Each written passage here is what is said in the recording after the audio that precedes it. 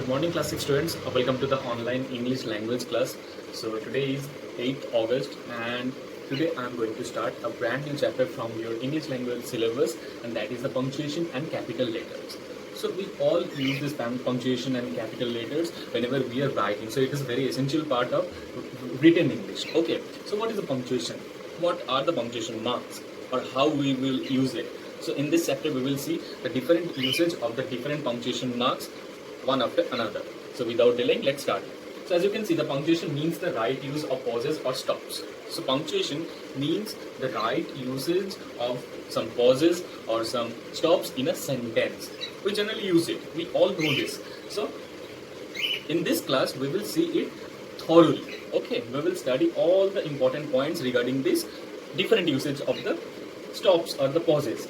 So the main examples of such stops are, as you can see, the full stop in bracket is given, comma, semicolon, colon, note of interrogation, note of exclamation, inverted commas, and apostrophe. These 8 are the basic and main punctuation marks. And capital letter we will see in the latter part. Okay. So firstly we will see this first 4 examples and how to use this and when to use this punctuation marks. Okay. So at the very first we will see the usage of the full stop. So the full stop, the sign is like this. Okay, the symbol is like this only. So there are 2 basic rules when to use full stops in a sentence. Okay. So the first one, to mark the end of a sentence. To mark the end of a sentence is the first rule, as you can see, to mark the end of a sentence. So basically full stops are used in the assertive and imperative sentence. Normal statements type of sentence or imperative, that means some ordering or commanding sentences. So to mark the end of a sentence, mainly used for assertive or imperative sentences. So the example of it, you can see, honesty is the best policy, and at the end of it we have used the full stop. It's the complete sense, that's why we are using full stop at the end of it. So in the next we'll see this.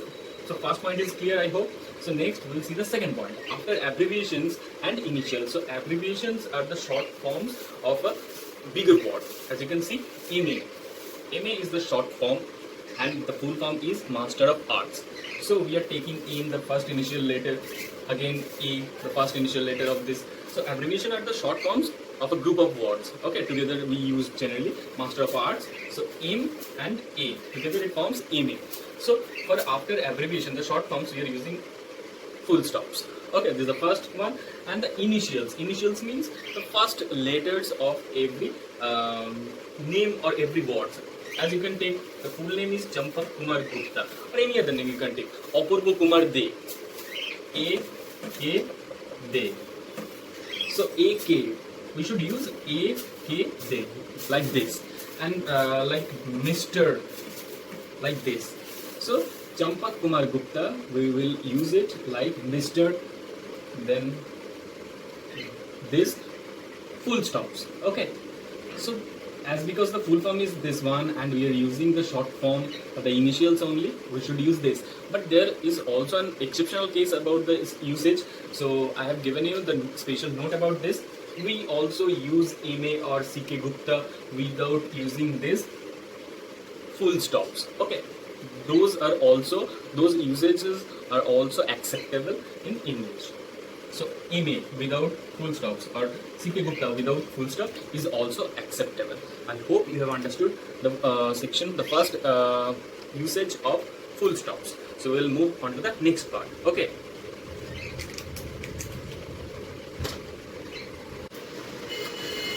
So next we will see the commas. How to use the commas and when to use the commas in a sentence. So see, as the full stop in the previous example and usage I have told you, as the full stop represents the longest pauses. So full stop represents the longest pauses. So the commas used for the shortest pauses. So the full stop is for longest and commas for the shortest pause. Okay, is it clear? So now I am going to start the basic rules to use commas. Okay, the first one, to mark off words in apposition. In your book also, this word is given apposition. Okay, it means the relationships between nouns. So the relationships between one or between two or more nouns is called as apposition. Okay, that take this example. The Alexander the Conqueror or of the world began to weep. Alexander the Conqueror of the world began to weep. So Alexander is the noun. The conqueror is also another noun. The world is also another noun. So basically, this noun and that one is in relationship because of this comma. So the conqueror of the world, this whole thing is saying about the Alexander. So the more information is added with using this comma. Okay. So Alexander, comma, the conqueror of the world began to weep. Here also. So the relationships between these nouns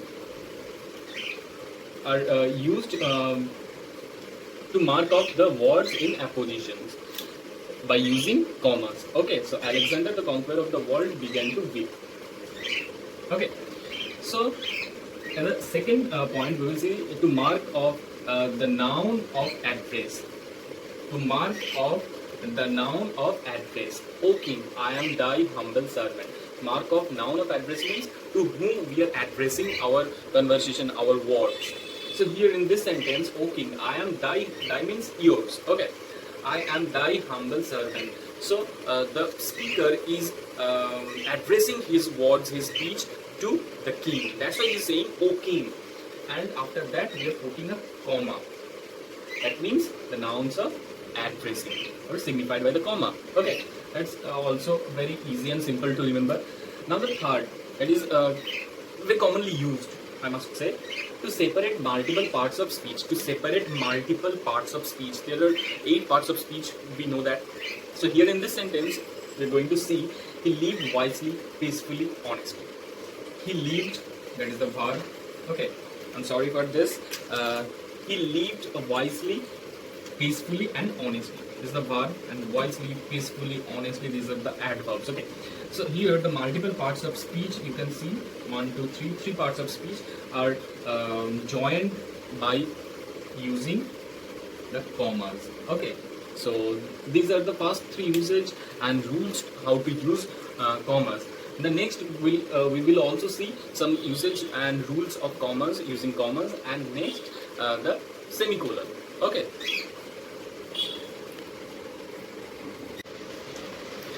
So after the point number 3, we are in the point number 4. Okay.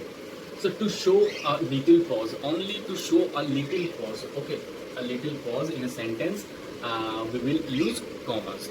Like the example, however, comma, he left the place.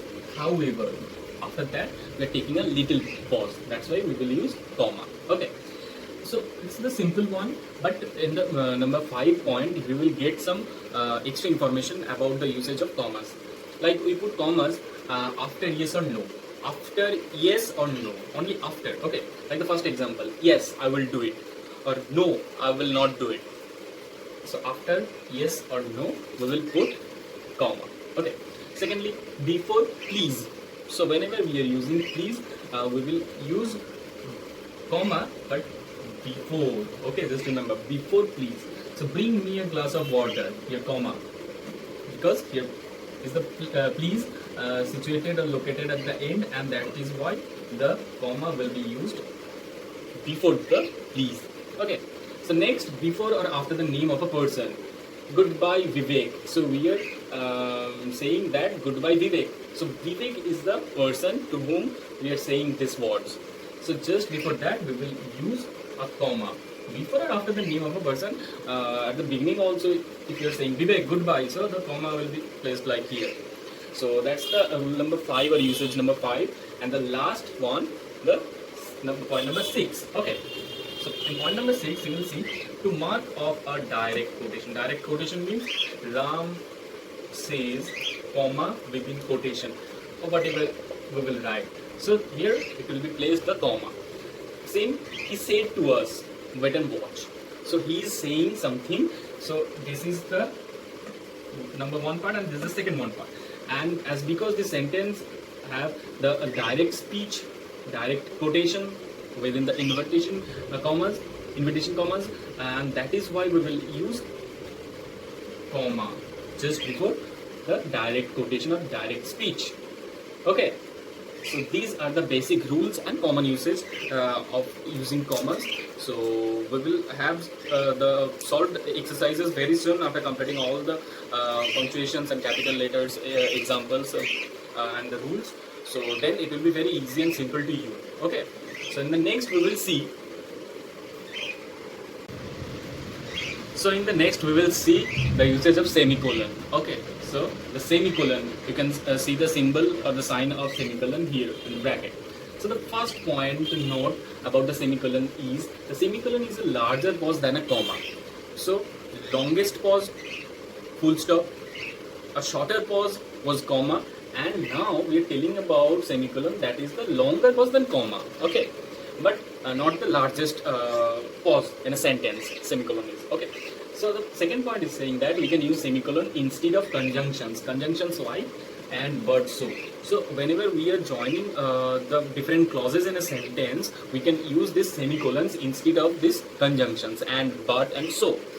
So that means by using semicolon, we can separate clauses of a compound sentence. So using this semicolon, we can separate clauses of a compound sentence without using these conjunctions. So that's the two main points about using the semicolons. So now we will see an example of it.